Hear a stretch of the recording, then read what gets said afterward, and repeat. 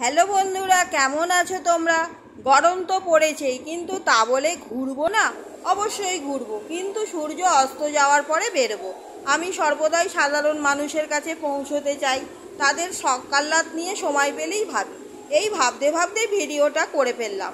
সাধারণত মলে যেতে কোনো হাজব্যান্ডই চায় না বা পছন্দ করে না, কারণ আমরা মেয়েরা এটা কিনবো ওটা কিনবো বলে বায়না করি, কিন্তু কিছু না কিনেও বা সামর্থ্য অনুযায়ী কিছু সামান্য কিনেও মল ঘোরা যায়। আসলে মল সাজানোর সৌন্দর্যটাই আসল। তাছাড়া কে কীভাবে সেজে মলে আসছে এটাও বেশ উপভোগ্য। এই মলে বেশ কয়েকটা ফ্লোর আছে, এসকালেটারে চেপে ওপরে উঠতে বেশ ভালো লাগে।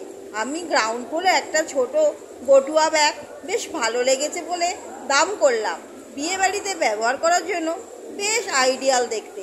সব পাথর খচিত ব্যাগটা, দাম 1,60,000 টাকা। চমকে উঠলাম, তবু তো দেখতে পেলাম ভেবে আনন্দ হলো।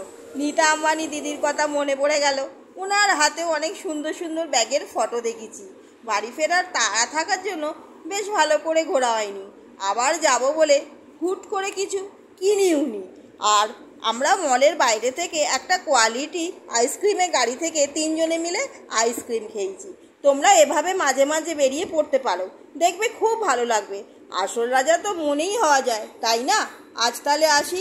আর আমার ভিডিওটা ভালো লাগলে অবশ্যই লাইক, শেয়ার আর কমেন্টস করবে। আর আমার চ্যানেলটা সাবস্ক্রাইব করবে, কারণ আমি লাইভ আসতে চাই। টাটা।